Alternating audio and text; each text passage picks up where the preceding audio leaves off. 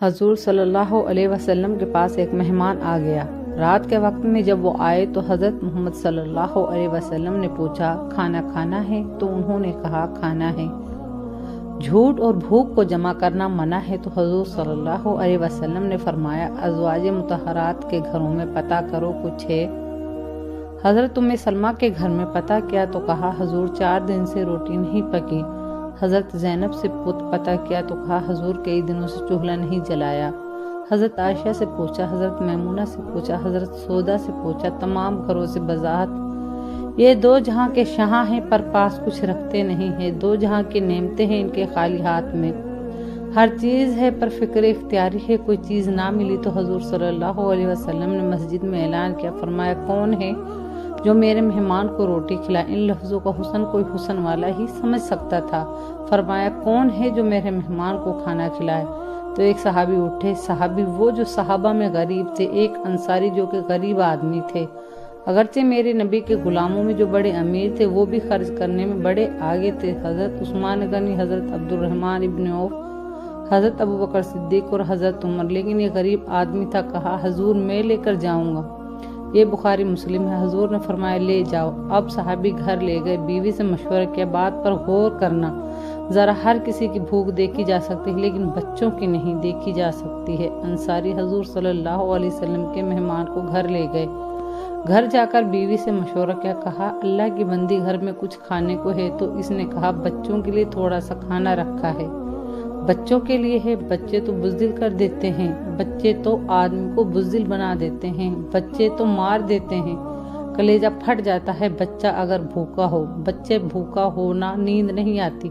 اب سنو صحابی اپنی بیوی سے کیا کہتا ہے، بچوں کو بہلا کر سلا دے، رسول اللہ صلی اللہ علیہ وسلم کے لیے نہیں بلکہ رسول اللہ صلی اللہ علیہ وسلم کے مہمان کے لیے، بھائی نبی پاک کے لیے نہیں، حضور کے تجھ سے در در سے کر سٹ سے ہے مجھ کو نسبت، میری گردن میں بھی ہے دور کا پٹکا تیرا، تجھ سے در در سے سٹ سٹ سے ہے نسبت، لمبی بات کہا بچوں کو سلا دے۔ بیوی نے بچوں کو سلا دیا تو اب میاں بیوی میں آپس میں مشورہ ہوا کہ مہمان کے ساتھ بیٹھ کر روٹی کھانا بھی سنت ہے، تو اب مہمان کے ساتھ بیٹھ کر کھانا بھی تو کھانا ہے، بھئی 1-2 آدمی کا تو خاوند اپنی بیوی کو تیار کرتا ہے، میں بھی کھانے پر بیٹھ جاؤں گا تو بھی بیٹھ جانا، اور جب مہمان کھانا کھانے لگے تو کہنا اوہ دیا تو صحیح کیا ہی نہیں، ابھی بجھ جائے گا، اور جا کے دیا بجھا دینا، ہم ہاتھ ہلاتے رہیں گے، مہمان کھانا کھاتا رہے گا۔ سبحان اللہ۔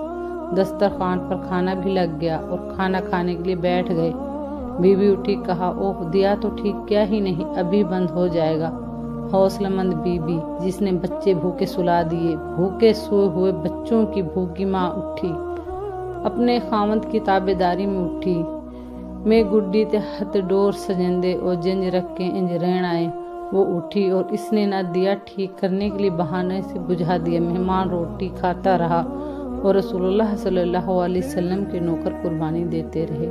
وہ روٹی کھا کر سیر ہو کر بستر بچھایا تو سو گیا۔ یہ میاں بیوی ساری رات بچوں کی طرف دیکھتے رہے اور غور کرتے رہے اور راضی رہے کہ ہم نے حضور صلی اللہ علیہ وسلم کا فریضہ نبھایا ہے۔ قربان جاؤں محبوب پہ، بے خبر ہو جو غلاموں سے وہ آقا ہی کیا ہے۔ صحابہ اگر قربانیاں دیتے تھے تو جو ان کو اعزاز ملتا تو وہ شان والا ہے۔ صحابی کہتا ہے میں نماز پڑھنے مسجد میں آیا، پہلا قدم رکھا تو میرے کریم آقا بولے رات تو نے اور جو تیری بیوی نے عمل کیا ہے اللہ تعالیٰ کو بڑا پسند آیا ہے اور محمد مصطفیٰ کو بھی بڑا پسند آیا ہے۔ ایک روایت میں کوئی جملے اور بھی ہیں، حضور صلی اللہ علیہ وسلم نے فرمایا رات تو اور تیری بیوی مہمان کے ساتھ ایسار کر رہے تھے نا تو عرش کا مالک تمہیں مسکرا مسکرا کر دیکھ رہا تھا، رب تمہیں دیکھ کر مسکرا رہا تھا۔ فرمایا وہ مسکرا رہا تھا کہ میرے بندے میرے رسول کی رضا کے لیے کیا کر